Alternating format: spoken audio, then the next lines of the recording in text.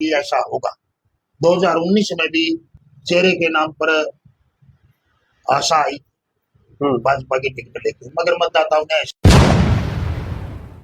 स्वीकार करते हैं। बाला देवी समझता हूँ कि दुष्यंत चौटाला ने गठबंधन ही नहीं करना चाहिए। क्यों? दुष्यंत चौटाला को अगर 10 सीट मिली या हल्का उपलाना की नए मुख्यमंत्री नायब सिंह सैनी सीमा जी के घर भी गए हैं, आशा के घर भी गए हैं, और अभी पिछले हफ्ते बहादुर सिंह के घर भी गए हैं। शैलजा की राजनीति की बात है, मैं नहीं समझता कि शैलजा ने विधानसभा की राजनीति करनी थी। शैलजा ने विधानसभा की राजनीति करनी थी। ऑलरेडी लोगों ने, सरसा के लोगों में मिलेगा, तो यानी भाजपा यही चाहेगी भी नरेश सेलवाल को टिकट ना मिले। वो तो क्या चाहेंगे, वो तो मुझे क्या पता है, वो तो उनका मेथड है। नमस्कार साथियों, स्वागत है आपका। एक बार फिर से आप मेरे साथ जुड़ चुके हैं।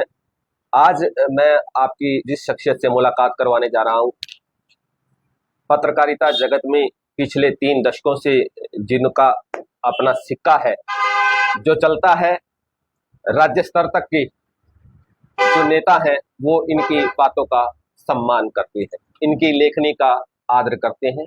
आज उकलाना विधानसभा को लेकर चल रहे घटनाक्रमों पर हम थोड़ा इनसे चर्चा करेंगे और कोशिश करेंगे जो फिलहाल उकलाना विधानसभा की राजनीतिक परिस्थिति बनी हुई है उसको लेकर। सबसे पहले ईश्वर जी, आपका बहुत बहुत स्वागत है। नमस्कार, धन्यवाद। धरा जी, सबसे पहले तो बात करते हैं बीते लोकसभा चुनावों के परिणामों को लेकर, जिसमें अप्रत्याशित तौर पर जो है कांग्रेस के जो प्रत्याशी थे जयप्रकाश जी, उनको लीड मिली है। सबसे पहले तो उसको लेकर आप अपना क्या राय या क्या आप अपना कथन करना चाहते? नहीं, वो अप्रत्याशित नहीं, ये भाजपा द्वारा एक फैलाया गया भ्रम था। हल्का उपलाना के मतदाताओं ने काफी पहले ही एक विचारधारा और एक सोच यहाँ पर बनानी शुरू कर दी थी कि सत्ता पक्ष जो है भाई उसके जो नीतियां हैं और सत्ता पक्ष के नेताओं के अंदर जो एक प्रवृत्ति आई अहंकार की, उनके विरोध में पहले से ही मतदाता एक तरह से एकजुट होना शुरू हो गया था। और ऐसी चीजें, ऐसी बातें प्रिंट मीडिया ने प्रकाशित भी करी, सचेत भी किया सत्ता पक्ष के लोगों को कि आप लोगों की जो प्रवृत्ति है वो कहीं न कहीं आपको चुनाव में नुकसान देने जा रही है। मगर इन लोगों ने तब तक स्वीकार नहीं किया जब तक चुनाव आयोग ने परिणाम डिक्लेयर नहीं किया। तो अप्रत्याशित नहीं था। और रही बात जयप्रकाश की, बात जयप्रकाश का भी सवाल नहीं था। कोई भी कैंडिडेट आता तो मतदाता ने अपना यही निर्णय देना था।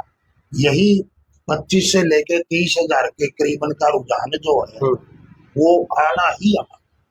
अप्रत्याशित मैंने इसलिए कहा था क्योंकि जब हम पिछले विधानसभा चुनाव, जो पिछला चुनाव हुआ था इस एरिया को लेकर, वहां पे कांग्रेस के प्रत्याशी को विधानसभा के अंदर केवल 13,000 मत मिले। और दूसरी तरफ अगर हम बात कर लेते हैं जो निर्दलीय के तौर पर टिकट मिलने पर, नहीं मिलने पर निर्दलीय के तौर पर जिन्होंने चुनाव लड़ा, पूर्व विधायक नरेश सेलवाल जी, उनको 10,500 कुछ ऐसे वोट मिले थे। अगर इन दोनों को हम जोड़ भी लेते हैं तो 25,000 रुपए का जो एक आंकड़ा बनता था कांग्रेस प्रत्याशी का, लेकिन यहाँ पर उन्होंने 74,000 वोट हासिल किए। तो ये 50,000 का गैप जो है ये किस वजह से आया? नहीं, ये जो वजह है, इसके पीछे 2 फैक्टर थे। एक फैक्टर तो ये था कि जो पिछला चुनाव था वो कांग्रेस के दृष्टिकोण से, कांग्रेस का जो शुभचिंतक था, कांग्रेस का जो मतदाता था, उसको नहीं उम्मीद थी कि कैंडिडेट जो दिया जा रहा है या आएगा वो एक ऐसा अनजान चेहरा होगा जो ऑलरेडी यहाँ पर कांग्रेस के रूप में काम कर रहे थे। उन चेहरों से अलग हटके एक चेहरा यहाँ पर दिया गया बाला देवी के रूप में। उस चेहरे को मतदाता पहचान नहीं पाया। उस समय जो वर्किंग थी 2019 में वो नरेश सेलवाल की थी और उम्मीद थी कि टिकट नरेश सेलवाल को मिले, मगर रातों रात जो भी हाईकमान में गोटियां फिट की गई और एक अनजान चेहरे को यहाँ पर टिकट दी गई, उसका खामियाजा कांग्रेस को भुगतना भी। दूसरी जो बात आई फिर जेजेपी के कैंडिडेट, तो जेजेपी का कैंडिडेट अनूप धानक जब टिकट लेके आया तब बिल्कुल ये कहा जा रहा था, मानना जा रहा था, और था भी फैक्टर था कि वो जमानत बचाने के लिए भी उनको काफी मेहनत करने की मतलब संभावना थी।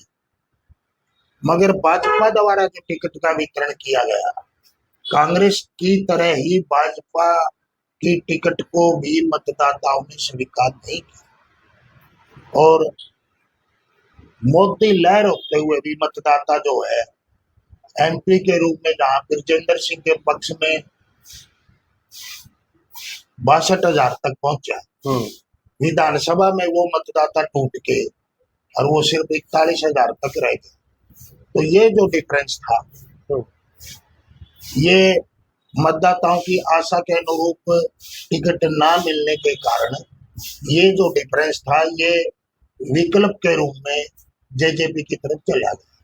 जेजेपी का जो मतदाता था उनकी एक मुहिम थी दुष्यंत के प्रति, भाई हमने दुष्यंत को आगे लाना है, और उस मुहिम के कारण जो मतदाता कांग्रेस की टिकट से भी नाराज था वो मतदाता भी दुष्यंत की तरफ चला गया, जिसका लाभ टिकटार्थी के रूप में अनूप धानक को मिला।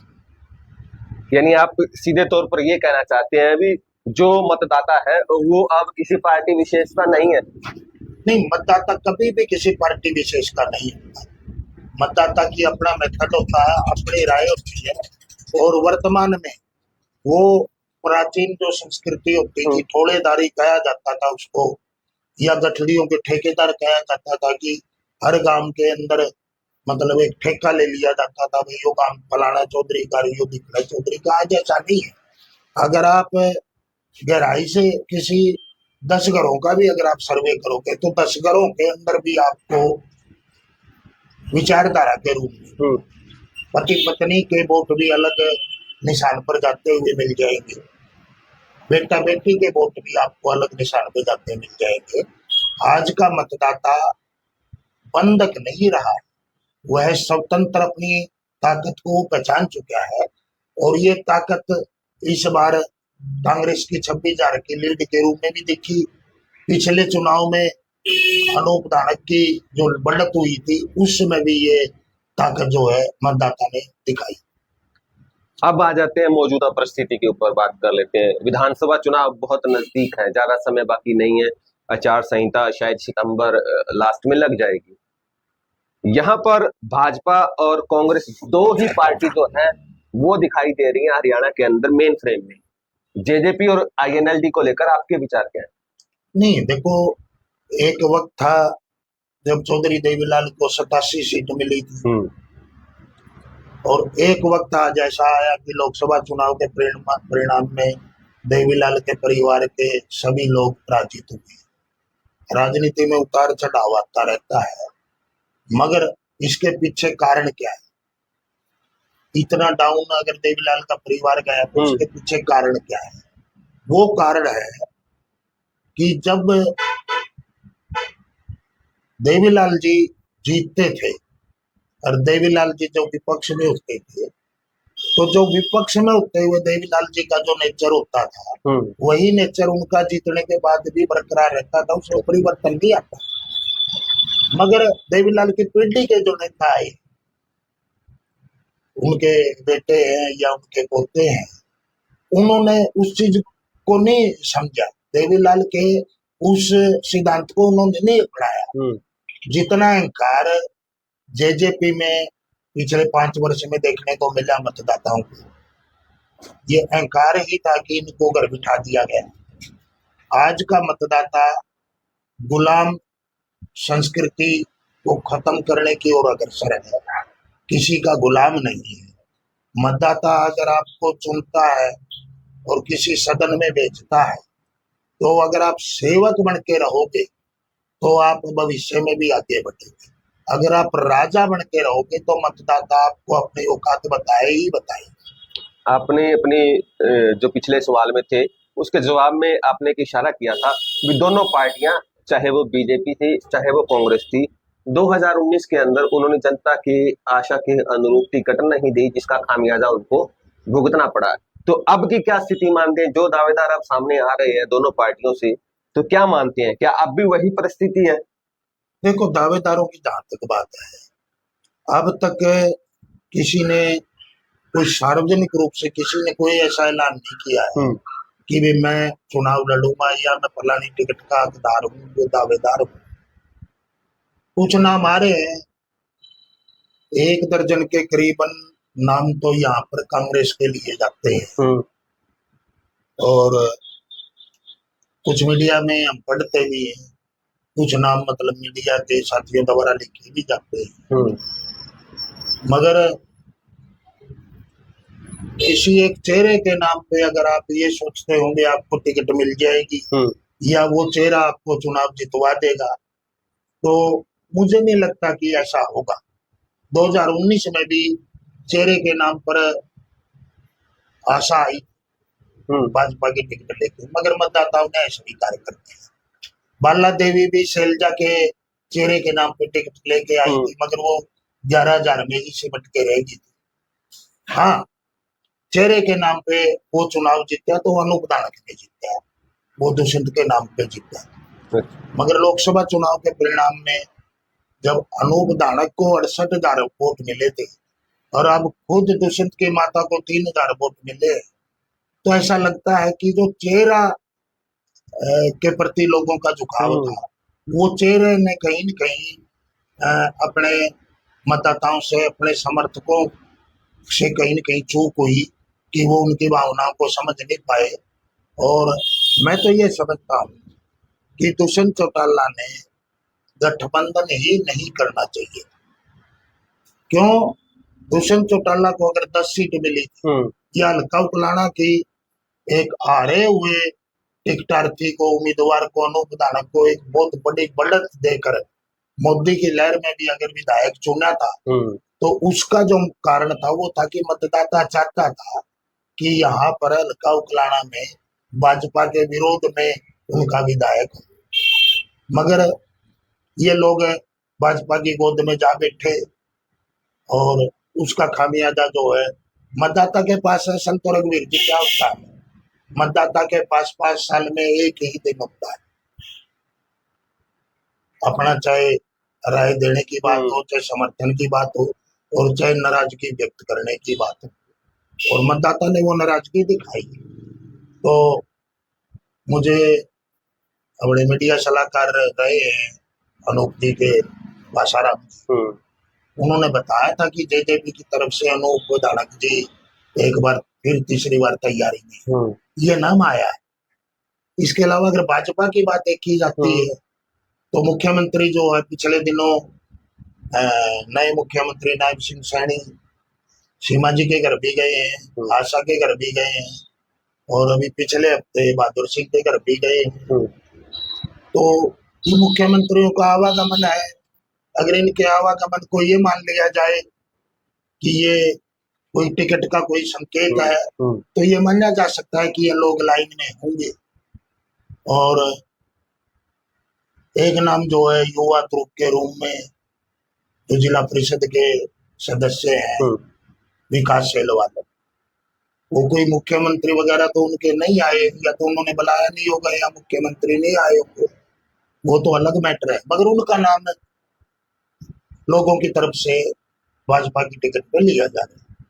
और विरोधी दल के जो नेता हैं वो भी कहीं न कहीं विकास का नाम के आधार पे अपनी तैयारी कर रहे हैं। और कांग्रेस की जहां बात आती है, तो कांग्रेस की अगर वर्किंग देखी जाए, जो मीडिया भी देख रहा है, हम भी देख रहे हैं, वो नरेश सेलवाल जो है टॉप पे है।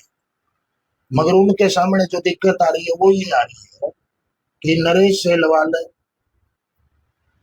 एक गुट के उम्मीदवार बताए जा रहे हैं कांग्रेस में।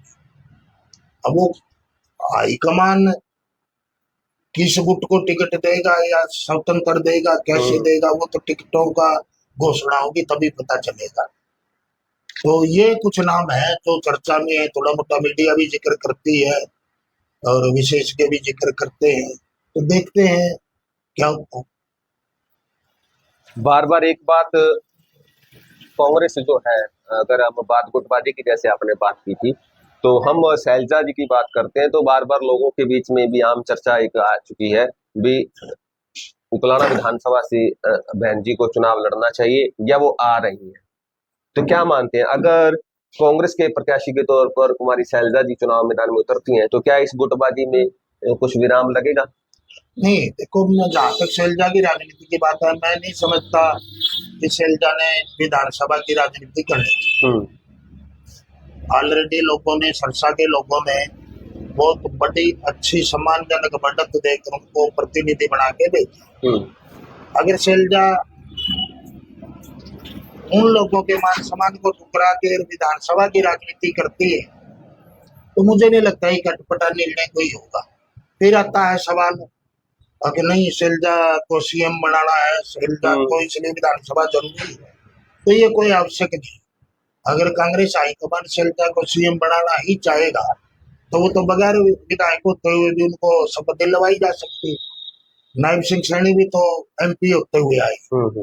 हुड्डा साहब को भी जब चुना गया था तब हुड्डा साहब भी एमपी थे, इसलिए ये तो कोई विशेष पहलू नहीं है। और मैं नहीं समझता, या तो कांग्रेस एकजुट हो, नरेश सेलवाल को इग्नोर करके अगर किसी और को टिकट दी जाती है, चाहे खुद शैलजा भी आओ, तो ये कोई कमजोर कदम होगा। और अगर ऐसा होता है तो इसका सीधा लाभ भाजपा को मिलेगा। भाजपा को मिलेगा, तो यानी भाजपा यही चाहेगी भी नरेश सेलवाल को टिकट ना मिले? नहीं, वो तो क्या चाहेंगे वो तो मुझे क्या पता है, वो तो उनका मेथड है। मगर अगर नरेश सेलवाल को इग्नोर करके कांग्रेस किसी भी चेहरे को लेके आती है, चाहे शैलजा भी, तो उसका जो लाभ है वो भाजपा को मिलेगा। ये आपने कहा अगर इग्नोर करते हैं तो इग्नोर करने के बाद नरेश सेलवाल जी के पास क्या विकल्प रहते हैं? पिछली बार उन्होंने निर्दलीय चुनाव लड़ा था और निर्दलीय उन्होंने 10,000 वोट प्राप्त किए थे, तो क्या अब भी वो ये फैसला ले सकते हैं? जब कोई आदमी निर्दलीय चुनाव लड़ने का जिसको चस्का लग जाता है तो वो अगला भी लड़ सकता है। वो क्यों रुकेगा, उसको क्या जरूरत है? निर्दलीय का मतलब तो आजाद जनता का उम्मीदवार। अगर जनता नरेश को चाहती होगी, नरेश को लगता होगा कि जनता उसको चाहती है, तो उसको निर्दलीय लड़ने पे क्या रोक है? मुझे तो लगता नहीं। और अगर नरेश को, मैं तो ये राय दूंगा, अगर नरेश को चुनावी राजनीति में कांग्रेस नहीं उतारती है तो नरेश ने अपनी राजनीति को आगे बढ़ाने के लिए कौन कोई कदम उठाना चाहिए। अब बात कर लेते हैं गठबंधन की। अभी लोकसभा में आम आदमी पार्टी और एक समझौते के तहत कांग्रेस पार्टी ने चुनाव लड़ा था, ठीक है, अब वो समझौता उन्होंने मतलब खत्म कर दिया। तो क्या मानते हैं, अगर इन पार्टियों को, जैसे अगर आम आदमी पार्टी की बात करते हैं, हरियाणा के अंदर उसके भविष्य की बात करते हैं, तो क्या मानती हैं भी उनको किसी प्रकार से किसी पार्टी के साथ जुड़कर चुनाव लड़ना चाहिए जैसे उन्होंने कांग्रेस के साथ पिछली बार लड़ा था? देखो, अगर व्यक्तिगत रूप से आम आदमी पार्टी अपने दम पे आती है तो वर्तमान में कोई मोल हरियाणा में आम आदमी पार्टी का नहीं है। कांग्रेस के गिले जुड़ के अगर आम आदमी पार्टी चुनाव में आती है तो कुरुक्षेत्र का परिणाम बताता है कि मतदाता जो है गठबंधन को स्वीकार कर रहे हैं, वहां का जो रिजल्ट है। अब ये तो देखना दोनों हाईकमानों का काम है कि विधानसभा में उन्होंने आमने सामने लड़ना है या उन्होंने गठबंधन में लड़ना है।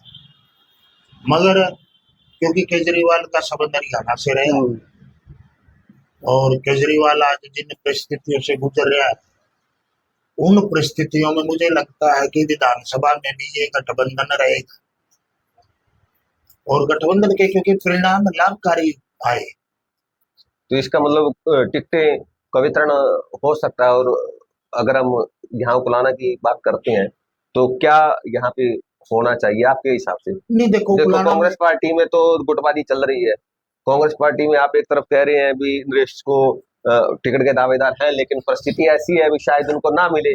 दूसरी तरफ आप शैलजा जी की बात कर रहे हैं तो उनको बता रहे हैं भी वो फिलहाल उस सांचे में फिट नहीं बैठेंगी, क्योंकि अभी लोकसभा चुनाव वो जीत के आएंगे।